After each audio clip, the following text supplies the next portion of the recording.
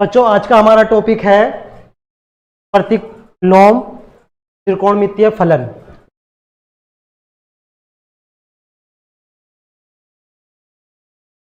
प्रतिलोम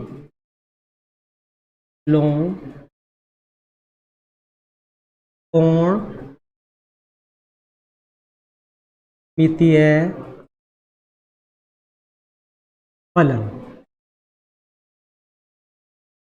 जो कि आपका चैप्टर नंबर 2 है। ठीक है, चैप्टर नंबर 1 के बारे में हम आपको बता चुके हैं पहले ही। तो आज हम शुरू करने जा रहे हैं प्रतिलोम त्रिकोणमितीय फलन। जैसे कि आप लोगों ने कक्षा 11 में और कक्षा 10 में भी पढ़ा है, किसके बारे में?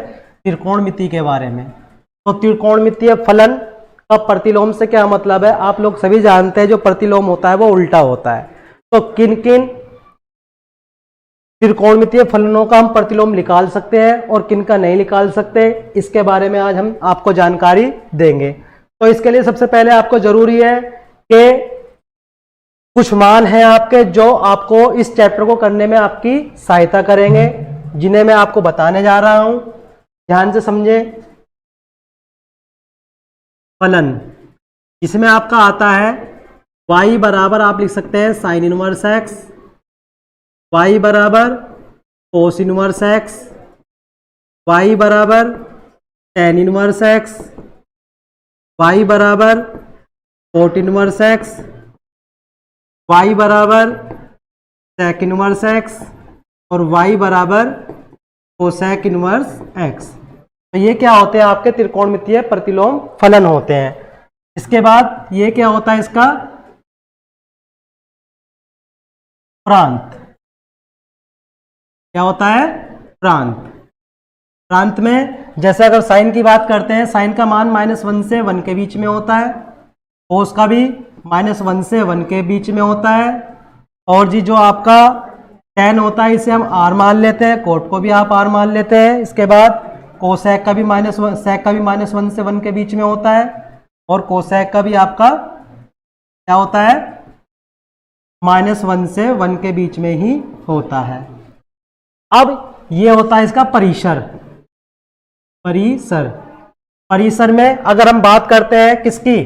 साइन इनवर्स एक्स की। साइन इनवर्स का मान होता है -π/2 से π/2 के बीच।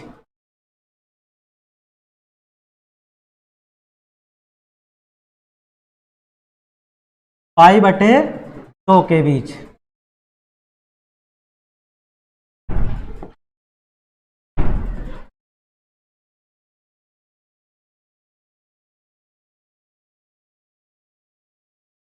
ये थोड़ा गड़बड़ कर रहा है।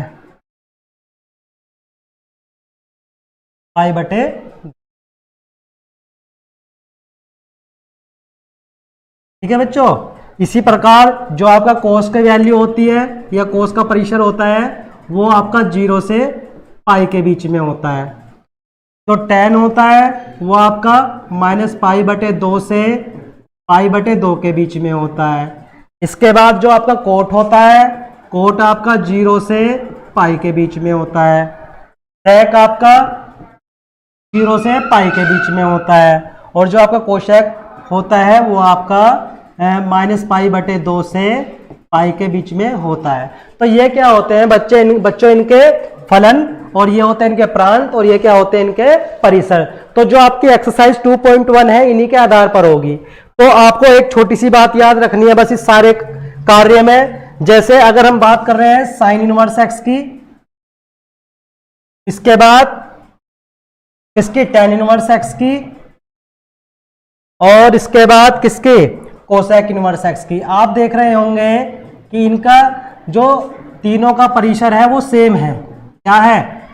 -π/2 से π/2 के बीच, वैसे ही -π/2 से π/2 के बीच, और ऐसे ही आपका कोसेक का भी -π/2 से π/2 के बीच में है। तो इन तीनों के लिए आपको याद रखना है कि साइन इनवर्स, टेन इनवर्स और कोट इनवर्स में से आपका कोई सा भी आ जाता है तो आपको -π/2 और π/2 के बीच में इसका मान ज्ञात करना होता है। इसी प्रकार अगर बाकी तीनों की बात करते हैं, बाकी तीनों में आपका कोस है, कोस इनवर्स एक्स है, इसके बाद कोट इनवर्स एक्स है और लास्ट में आपका सेक इनवर्स एक्स है। इनमें सभी में क्या है, आपकी जो परिसर है 0 से पाई के बीच में है, 0 से पाई के बीच में और 0 से पाई के बीच में। अब आपको इनकी वैल्यूज कैसे ज्ञात करनी है उसके बारे में हम ज्ञात करेंगे जो आपकी एक्सरसाइज है। तो चलिए एक्सरसाइज 2.1 पर चलते हैं, सभी बच्चे ध्यान से समझेंगे।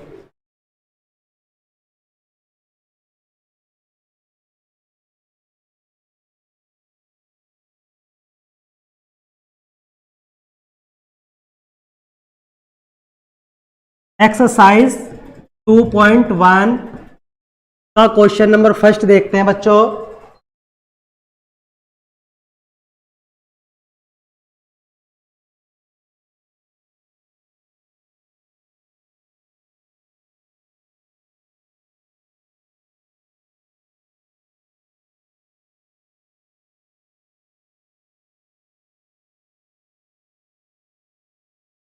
क्वेश्चन है आपका, क्वेश्चन करने से पहले हम एग्जाम्पल देख रहे हैं। एग्जाम्पल नंबर 1 है, ये दिया है आपको साइन इनवर्स 1/√2 या 1/√2 बोलते हैं।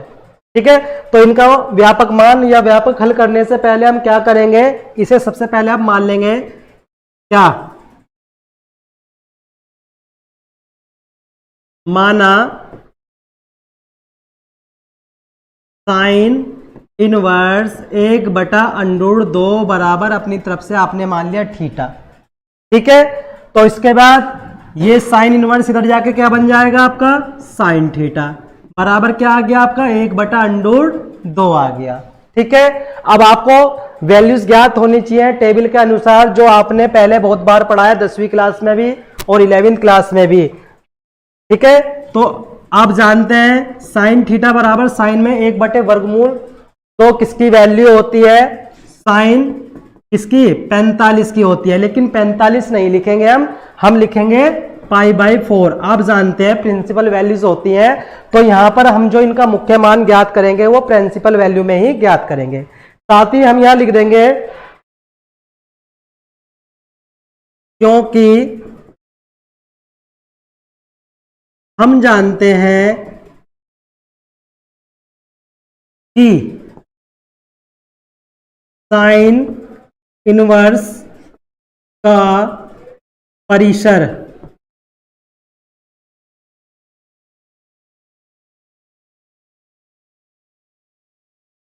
-π/2 से π/2 के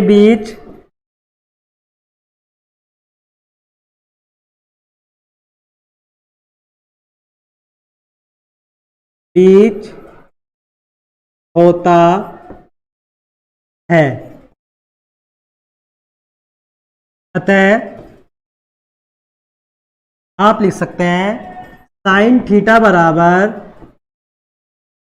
साइन π/4। तो देखिए साइन से साइन कैंसिल आउट हो गया, बचा क्या आपका थीटा बराबर π/4।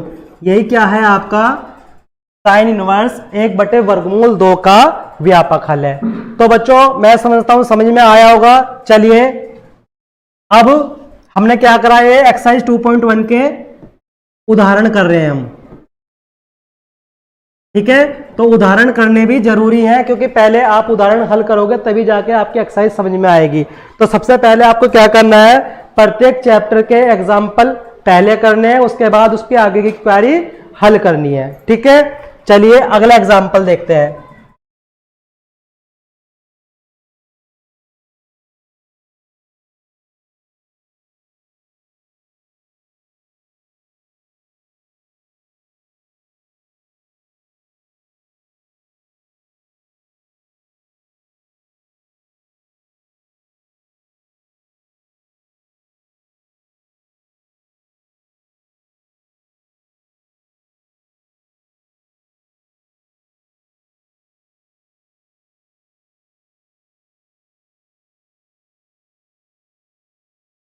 तो बच्चों एग्जाम्पल नंबर 2 है आपका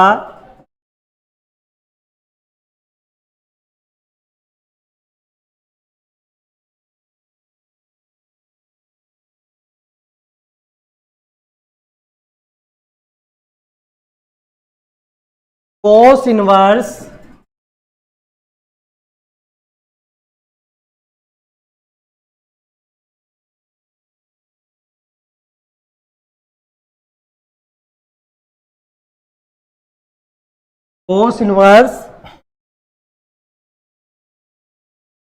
माइनस वर्गमूल 3/2 का क्या करना है आपको, मुख्य मान ज्ञात करना है। तो सबसे पहले मैंने अभी आपको बताया था क्या करना है, सबसे पहले आपको इसे मान लेना है। माना कोस इनवर्स माइनस √3/2 बराबर क्या मानना है आपको, थीटा। इसके बाद कोस इनवर्स आपका इधर चला जाएगा, तो कोस को हम इधर भेज देंगे, क्या बन जाएगा आपका कोस थीटा बराबर क्या आएगा आपका माइनस के √3/2। बात समझ में आई होगी। अब आपको मैंने बताया था जो कोस इनवर्स का व्यापक परिसर होता है वो क्या होता है, 0 से पाई के बीच में होता है। तो अब आपने क्या करना है, ध्यान दे जरा। तो सबसे पहले इसे आपने कोस थीटा रख लिया। कोस थीटा रखने के बाद अब आपको पता होना चाहिए कि √3/2 कोस में किसकी वैल्यू होती है। आई होप सभी को पता होगा। तो सबसे पहले हमने लिखा यहाँ कोस लिखने के बाद यहाँ लिखाया हमने पाई और फिर लिख दिया हमने माइनस। माइनस हम क्या लिखेंगे, जैसे आपका √3/2 है तो आपको पता होना, तो ये तो बंद हो गया, बंद पड़ा ये सर।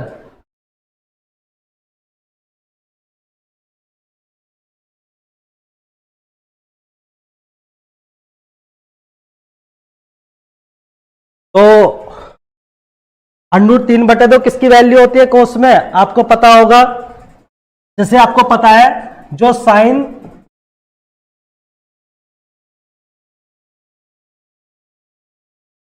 जो आपकी साइन 30 की वैल्यू होती है, जैसे साइन 30 की वैल्यू क्या होती है आपकी 1/2 होती है, तो ये कोस में किसकी वैल्यू होती है, कोस में 60 की वैल्यू होती है। तो कोस 60 का मान 1/2 होता है। वैसे ही अगर हम √3/2 साइन की वैल्यू की बात करते हैं तो साइन में 60 की वैल्यू होती है √3/2। तो ये कोस में किसकी वैल्यू होगी, कोस आपकी 30 की वैल्यू, कोस 30 की वैल्यू, ठीक है, √3/2। तो कोस 30 को आप क्या लिख सकते हैं, π/3618, ठीक है। अब जब आप इसे हल करेंगे कोस थीटा बराबर कोस से हल करेंगे 6 एकम 6 पाई माइनस के π/6, तो ये क्या आ जाएगा आपका कोस थीटा बराबर कोस 6 पाई में से 1 पाई जाएगा तो क्या बचेगा 5 π/6। तो आगे आपका क्या आ जाएगा, देखिए बच्चों जरा ध्यान दें। देखो कोस से कोस कैंसिल हो गया तो क्या बचा आपका थीटा बराबर 5 π/6। और यही क्या है आपका इसका कोस इनवर्स वर्गमूल माइनस √3/2 का व्यापक हल है। तो इसी तरीके से बच्चों यहां आपका ये एग्जाम्पल खत्म हो जाते हैं और नेक्स्ट वीडियो में हम आपकी बात करेंगे एक्सरसाइज 2.1 की। Thank you.